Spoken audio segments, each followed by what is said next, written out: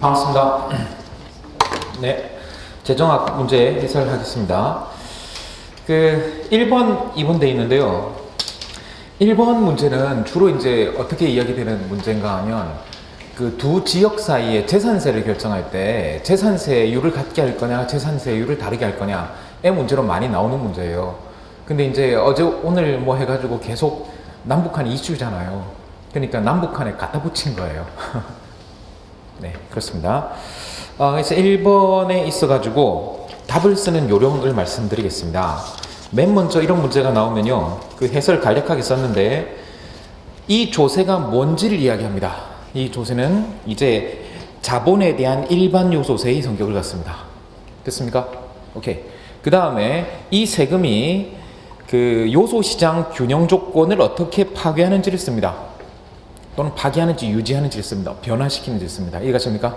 이 경우 재화시장에 영향을 안 주기 때문에 요소시장을 씁니다.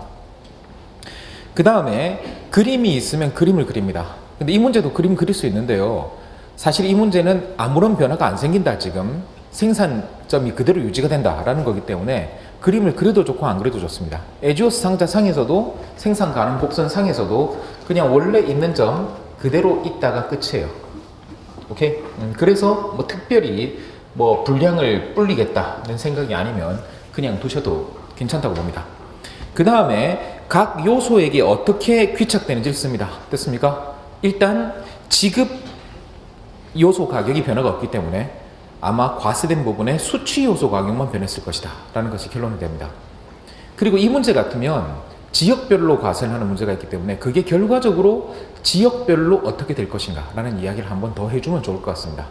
이해하십니까? 결국 1인당 자본이 많이 이렇게 분포된 그런 나라 쪽에 부담이 좀 크지 않겠는가 라고 이렇게 정리를 해주시면 되겠죠. 2번 같은 경우에도 일단 이 조세가 부문요소세의 성격을 띈다라는 것을 보여줍니다. 이해하십니까? 여기서부터 이제 바빠지죠. 부문요소세의 경우에 일단 생산 요소시장의 균형 조건이 어떻게 파괴되는지를 쓰시고, 됐습니까? 오케이. 이런 경우에 이 요소는 집약요소에 대한 부문요소세이므로 산출효과 요소 대체효과가 모두 자본의 가격을 하락시키는 방향으로 나타납니다. 됐습니까? 그래서 이 경우에는 여러분들이 그림을 그리셔야죠. 그래서 이쪽이 이제 남이고 이쪽이 북이라면 남쪽의 산출효과에 의해서 대체효과에 의해서, 됐습니까? 오케이. 집약도들을 변화시킨 효과가 나타날 것이다 라고 이제 써주시면 될 거고요.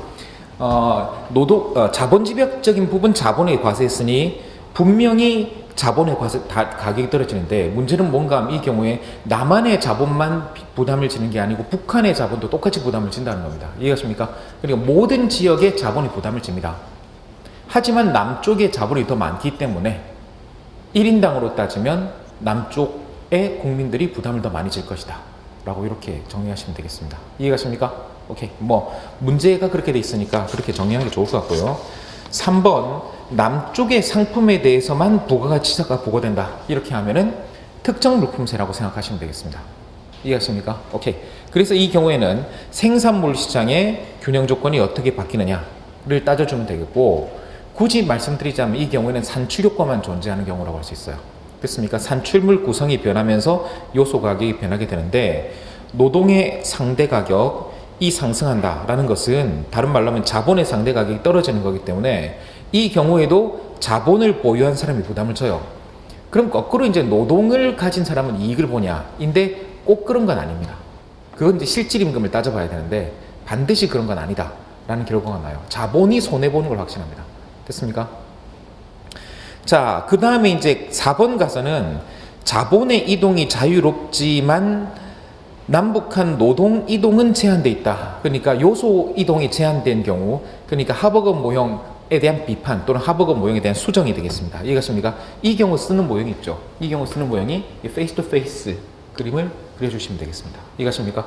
그래서 남쪽에 과세가 되기 전에 남쪽 자본에 과세한 경우 우리가 이제 대체로 보시면 명백히 할 수 있는 것은 자본 임대료는 하락할 것이다. 정확하게 말하면 수취 임대료는 하락할 것이다.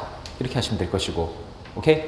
그 다음에 노동에 대한 보수는 남쪽 노동에 대한 소득은 면적으로 나타나면 보통 이면적으로 나타낼 수 있다라고들 이야기를 하거든요. 물론 이제 집약도로 따져주는 게 더 정확합니다. 근데 결국 이제 남쪽에 대한 보수가 이만큼으로 줄어들면 남쪽 노동에 대한 보수가 줄어든다. 그림으로도 확인할 수 있고 L분의 K에서 남쪽에 자본이 빠져나갔으니까 남쪽에 1인당 자본이 떨어지거든요. 그럼 남쪽에 한계 생산이 어떻게 돼요?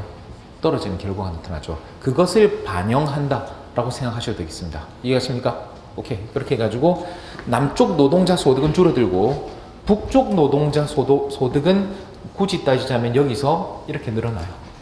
왜냐하면 북쪽에는 더 많은 그 자본이 들어갈 것이기 때문에 1인당 자본이 늘어나서 한계 생산이 늘어나는 것을 반영한다 라고 생각하시면 되겠습니다. 이해가십니까? 그래서 면적, 그 다음에 그 한계 생산 다 해주시면 좋겠죠. 근데 이제 어떤 차이가 있느냐라고 했었거든요. 그럼 이제 아까 2번에서는 뭔가 하면 남쪽의 자본에만 과세를 하니까 분명히 자본은 손해를 보고, 이해하십니까? 오케이? 노동은 상대적으로 늘어나는 방향이었어요. 근데 이 경우에도 자본의 수출료가 떨어진다는 건 같아요. 이해하십니까? 북한 노동자의 소득이 증가한다는 것도 같아요.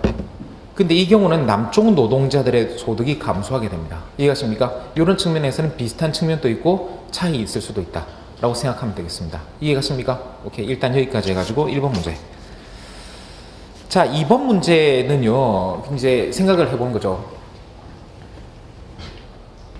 우리나라가 이제 증세를 해야 돼요. 원래 이제 증세 토픽이 뭐예요? 증세 토픽이 소득세, 소비세, 법인세. 이게 전형적인 증세 대안이에요. 됐습니까?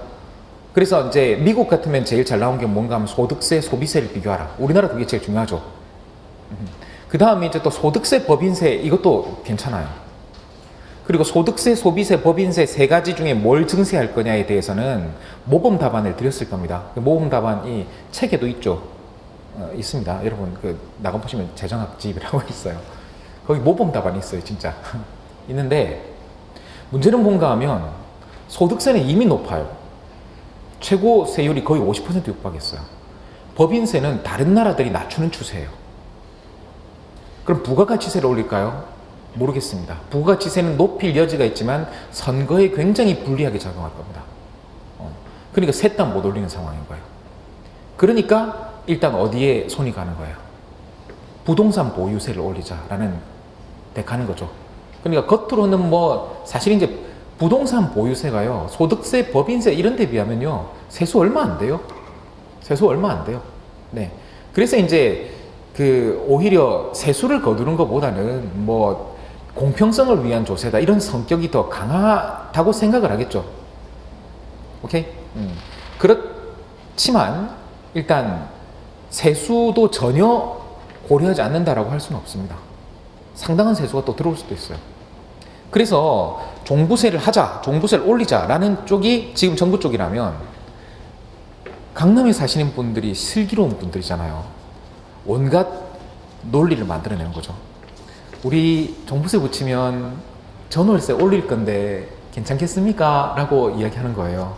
이른바 종부세도 전가된다라는 거죠. 그래서 종부세에 있어가지고 가장 중요한 논쟁은 뭔가 하면 그게 과연 전가되는가라는 거예요. 이해했습니까? 전가되는가라고 하면 오늘 문제가 아니라고 하더라도 일단 여러분들이 생각해야 될 그림은 이 그림이지 않습니까? 오케이? 그리고 이 문제에 있어서도 전병일이 제 친구거든요. 예, 페이스북에 이걸 올렸더라고요. 그래가지고 저도 이제 킵해놨다가 내가 쓴 거거든. 진우 거 한번 읽어봐 하고 이제 뭔 말인지 모르겠더라고 읽어봤는데요. 그래서 이게 초록입니다. 초록. 그래서 이 상황이 뭔가 하면 가운데 보시면 준실험적 상황이 공시가격 9억부터 과세하겠다는 것을 공시가격 6억부터 과세하겠다 이렇게 하면요. 됐습니까? 그거 일종의 감세예요, 증세예요? 증세예요. 9억 이상 과세를 6억 이상 과세 이렇게 하면은 일종의 증세예요. 거꾸로 6억 이상 과세를 9억 이상 과세 이렇게 하면은 감세가 되지는 거예요. 이해하십니까? 그래서 제도 변경을 일종의 준실험적 상황이라고 보자. 그리고 제도 변경을 안 했다면 어떻게 됐을 것인가?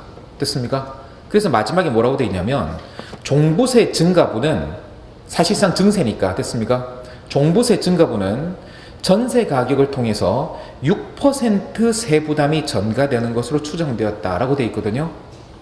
그럼 이 주장은 이 연구는 다른 연구가 있습니다. 사실은요. 근데 병일이가 한 연구는 종부세 많이 전가된다는 이야기예요. 종부세 그다지 전가되지 않는다는 이야기예요. 크게 전가되지 않는다. 전가되긴 한데 전가폭이 크진 않다라는 연구예요. 이 정도는 읽으셨지 않을까 싶습니다. 그래서 우리가 이제 자본화에 대한 일반론을 쓰는 거죠. 그래서 이제 보시면 자본화를 쓰고 우리 흔히 쓰는 식 있지 않습니까? 3페이지씩 4페이지씩 빼가지고 주택가격 하락분이다 라고 이렇게 하지 않습니까? 근데 이 주장에는 숨은 가정이 있다는 거죠. 왜냐하면 세전 가격, 세후 가격이 이렇게 둘을 뺐을 때 RT가 없어지기 위해서는요, 세후에도 RT가 변하지 않았다는 전제가 필요합니다. 여기서 RT가 지급 임대료고요. 됐습니까? RT에서 TT를 빼면 뭐가 되냐면 수취 임대료가 되거든요.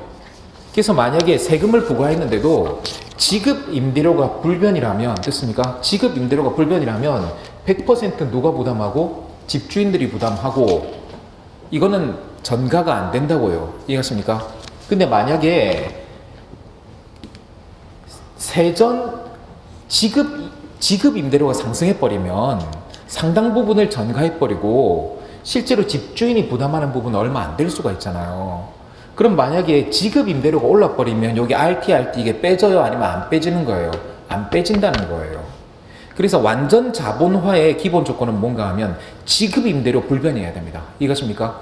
지급 임대료 불변, 수취 임대료만 하락. 오케이? 근데 문제는 이제 얼마나 오르고 얼마나 내리냐라는 건데, 이 연구에 의하면 지급 임대료가 몇 %밖에 안 올랐다는 거예요. 6%밖에 안 올랐다는 거예요. 이해가십니까? 6%밖에 안 올랐다면 자본화, 상당히 불완전한 자본화예요. 상당히 완전한 자본화예요. 상당히 완전한 자본화에 가깝다는 겁니다. 이해가십니까? 그러니까 이에 대한 반대 연구가 있습니다.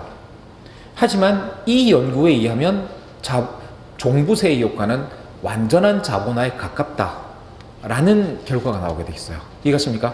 그래서 정답이 있는 건 아니고 여러분들 제시문을 이해할 수 있는가라는 거 확인하는 거거든요. 오케이? 네, 그래서 일단 여러분들이 2번 문제에 대해서 답해 주시면 되겠습니다. 3번 문제는 원래 이제 공기업 민영화를 좀 내보려고 했어요. 근데 공기업 민영화 하자는 정부가 아니잖아요, 지금. 정부도 바뀐 것 같고.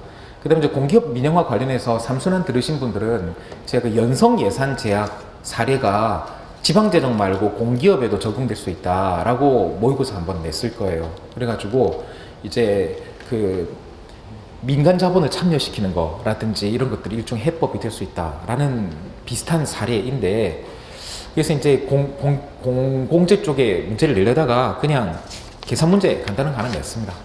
그래서 일단 1번에서는 사무엘슨 조건 제시하고 찾아내시면 되겠고요. 됐습니까? 그 다음에 2번에서 여러분들이 찾아야 될 조건은 뭔가 하면 민간의 극대화 문제와 정부의 극대화 문제가 같아진다는 걸 보이는 겁니다. 됐습니까? 6페이지 메뉴에 민간 극대화 문제와 정부 극대화 문제가 같아지기 때문에 민간이 거짓말을 하는 순간 자기한테도 손해가 된다. 됐습니까? 민간이 거짓말을 하는 순간 자기한테 손해가 된다. 그 다음에 3번에서 재원을 충당하기가 충분한가? 라고 물어본 사람은 누굽니까? 허비츠입니다. 이해가십니까? 그래서 충분하지 못하다라는 걸 답을 하신 다음에 허비츠가 이러이러한 조건을 만족하는 이러한 수요 표출 메커니즘 존재하지 않는다고 증명했다고 하더라라는 거는 눈치로 좀 써주시면 점수를 조금이라도 딸 수 있지 않을까 싶습니다. 됐습니까? 오케이. 4번 문제는요, 바람직한 복지제도의 조건인데 이걸 제가 삼순환 때 프린트를 안 내드렸더라고요. 그래서 요 5개는 중요하거든요. 그리고 복지제도에 대한 논쟁을 보면 거의 이 5개 틀에서 이루어져요. 그래서 첫 번째 나오는 요건 알아두십시오. 여러분들 3가지 효율성하고 추가 2가지 조건이 있습니다. 첫 번째 이제 경제 효율성, 행정 효율성, 목표 효율성. 이 경제적 효율성이 노동이나 저축에 부정적 영향을 미치지 말라, 그런 거예요. 이해하십니까? 그 다음에 행정 효율성은 행정 비용이 적게 들어야 된다. 그 다음에 목표 효율성은 정말로 가난한 사람한테 갔으면 좋겠다. 그러니까 항상 복지제도 나오면 그거 있잖아요. 이건희도 받나? 이건희 손자도 받나? 이런 이야기 나오잖아요. 그 이제 목표율성 없다는 이야기 하려고 그런 거죠. 그 다음에 최소한의 수치심. 그러니까 이제 그 무상복지 이야기한 사람들의 그 취지가 뭐였어요? 아니, 이게 선생님이 들어가가지고 급식비 안 낸 사람 나와. 너 왜 아직까지 안 나왔어? 이게 굉장히 큰 상처일 수 있지 않습니까? 그렇기 때문에 받는 사람이 받고 부끄러워하지 않았으면 좋겠다. 근데 문제는 뭔가, 또 하나는 뭔가 하면 보편성. 그러니까 여러분들이 무슨 혜택이 있는지도 잘 모르잖아요. 사실 우리 신용카드를 써도 포인트 혜택 뭐 있는지 모르고 살지 않습니까? 그런 것처럼 국가 서비스도 우리가 잘 몰라요.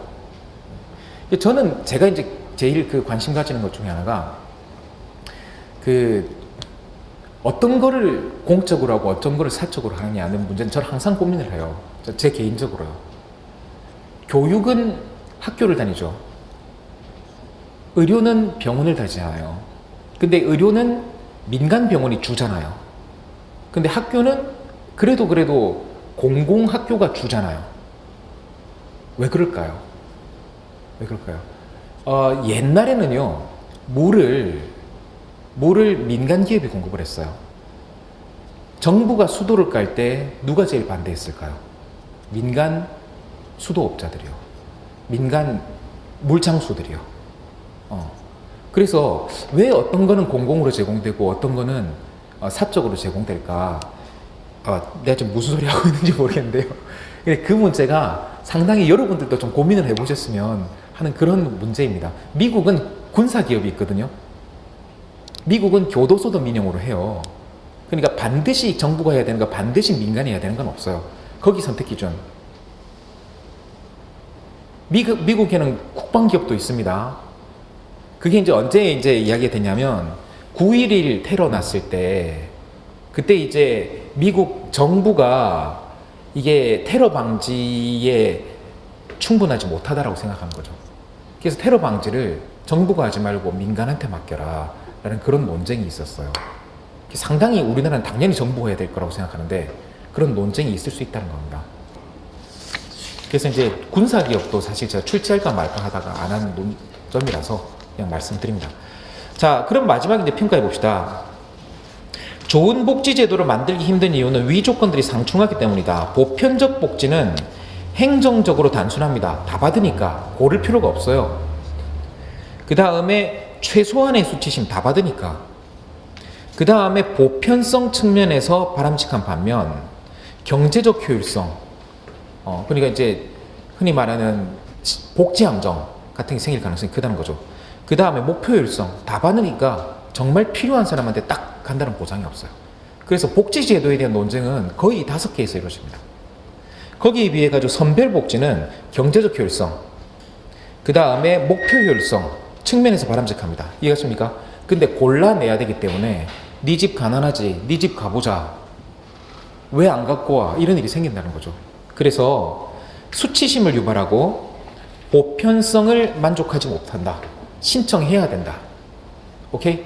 그리고 심사하는 과정에서, 그러니까 모든 어르신한테 드리겠습니다, 소득 몇 % 이하의 어르신한테 드리겠습니다 하는데 보니까 결국 안 받는 사람이 한 5%, 7%밖에 안 되고 그런 경우들이 있어요. 그러면 그 5%, 7% 걸러낸다고 돈 더 많이 들어요. 이해하십니까? 오케이. 그래서 복지제도에 대한 논쟁을 할 때 요 5개 논점. 우리 이제 조세제도에 논쟁할 때 효공, 단신, 정확 있잖아요. 그런 것처럼 복지제도 할 때 요 5개를 가지고 접근하시면 웬만한 문제에 대해서는 어느 정도까지 답이 나올 거라고 생각합니다. 오케이? 여기까지 하고요. 궁금하신 점 있으면 강사실 있을 테니까 질문하시면 되겠습니다. 수고하셨습니다.